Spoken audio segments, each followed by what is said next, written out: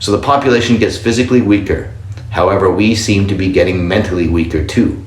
In fact, we seem to be getting mentally, emotionally, socially, and even spiritually weaker as well.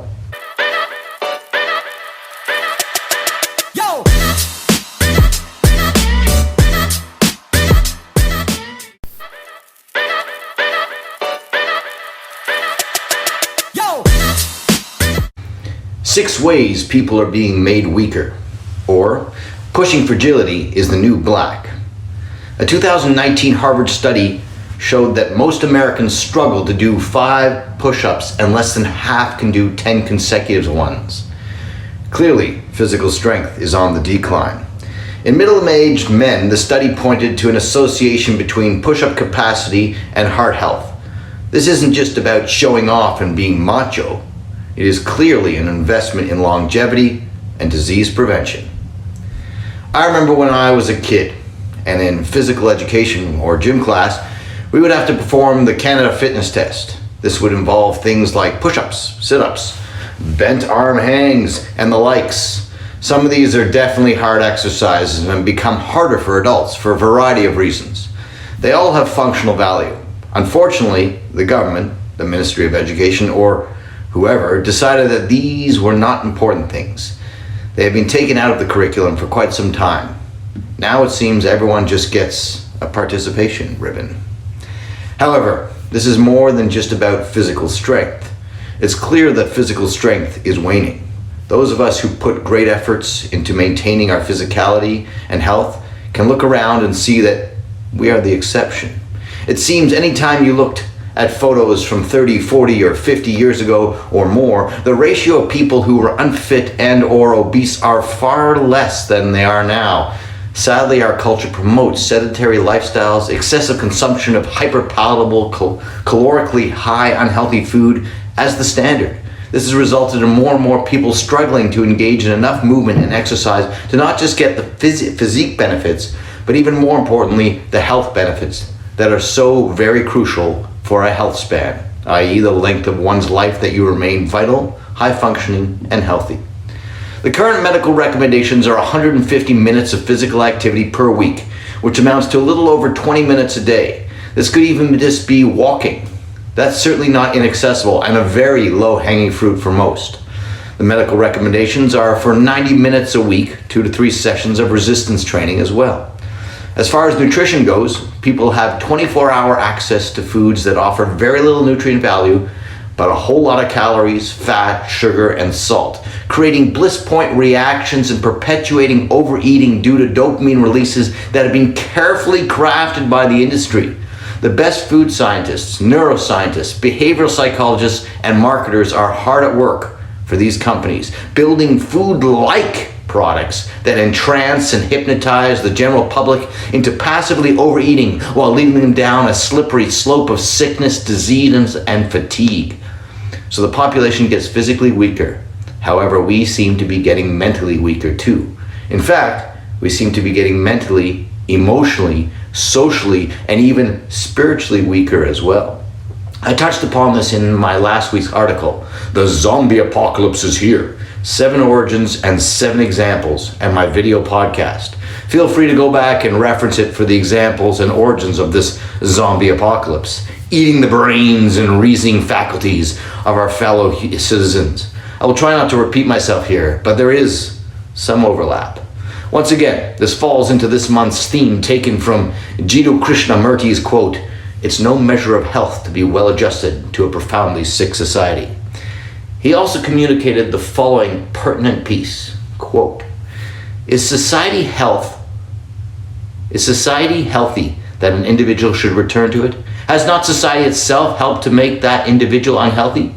Of course, the unhealthy must be made healthy. That goes without saying. But why should the individual adjust himself to an unhealthy society? If he is healthy, he will not be part of it. Without first questioning the health of society, what is the good of helping misfits to conform to society? Close quote.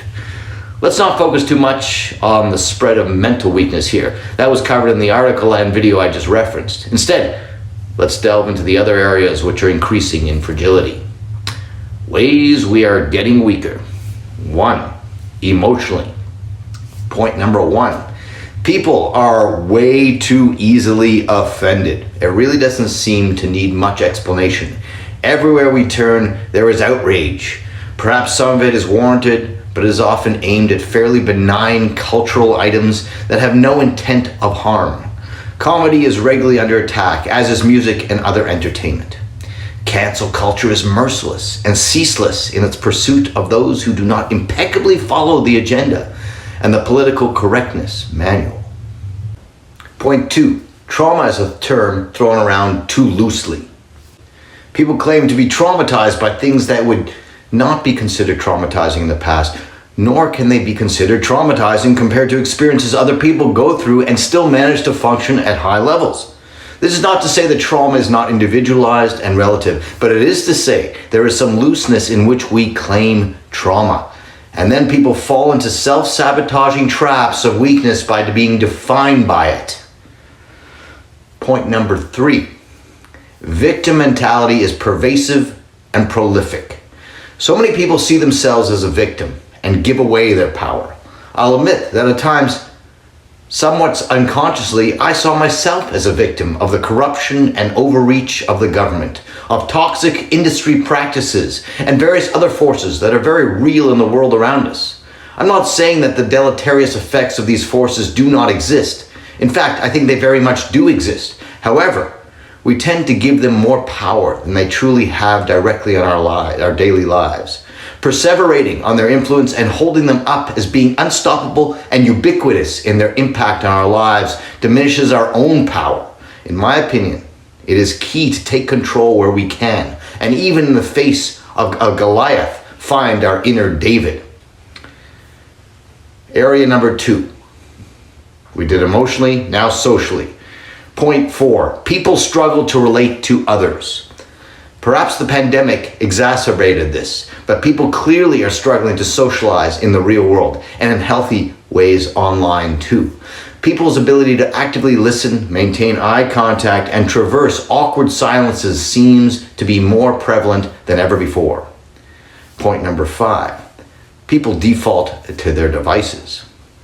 You would not be hard-pressed to walk into a restaurant and see a table where phones are in every hand instead of conversations taking place over food and drink. Often the source of a shared story is an image or video on someone's smartphone, being passed around in an attempt to soothe the group's inability to connect through the almost extinct practice of unassisted conversation. Point number 6. Deep, lengthy, and complete communication is disappearing. People's ability to communicate in long form and grammatically correct sentences seems to have been compromised as well. Perhaps this has to do with the prevalence of texting and the rapid short replies of social media. People prefer the use of contrived acronyms like TTYL or LMK over the actual words and proper sentences. What happened to full sentences? Are they too cumbersome to make the transition to our future? The issue here is that communication is truly the conduit between two or more humans' inner worlds. The clearer the messaging, the greater our comprehension is of the other. This neo-pseudo communication can be hazy, and understanding is often patchy. When this is the case, connection will never be as deep or robust. It is this lack of connection that drives fragmentation between individuals, groups, and other social divisions. Area number 3, spiritually. On the heels of the pandemic and its infamous maxims of trust the experts and follow the science, people seem to have returned to a gatekeeper-oriented, top-down approach in everything that has to do with directing their lives. This is the case as it applies to medical science, government regulations, and the ideas around how to have a functioning human society. Spiritual strength can be a reflection on one's ability to weather challenging storms. Spiritual strength resists victim mentality. Spiritual strength finds hope even in despair.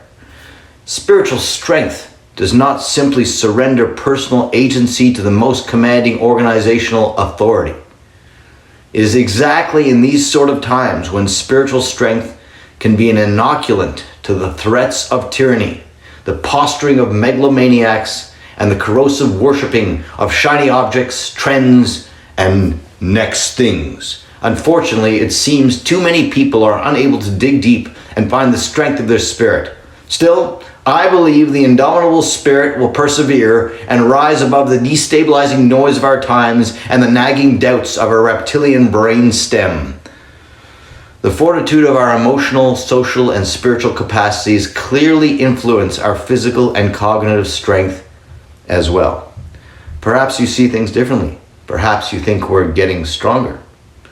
Let me know what you think and how you see this. I would welcome it. A phrase that comes to my mind often these days that seems to capture our current zeitgeist quite well is, strong men bring good times. Good times create weak men. Weak men bring tough times. Tough times create strong men. Earlier, I communicated how our current culture promotes comfort, convenience, and gluttony. This is true in terms of functioning around nutrition, but also in many other ways. The societal prevalence of excess breeds weakness.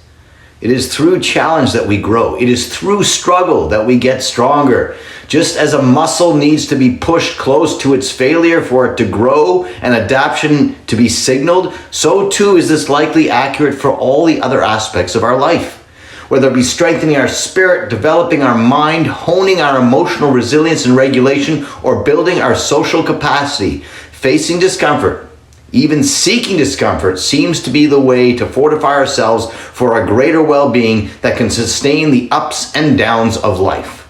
One question, which I also brought up in my last writing and video, is the weakness we are seeing being intentionally pushed, or is it merely a symptom and an unintended consequence of the comforts of our current society and cultural proclivities? I don't claim to know the answer with certainty, but I do think it behooves us to imagine what forces might want to intentionally push these things. Who stands to gain by the weakening of our populace? Ask yourself this. Share your answers in the comments. Let's hear it. And help me spread this message. Share, subscribe, smash that subscribe button, break the algorithm. Next month's theme, totally different, or maybe not.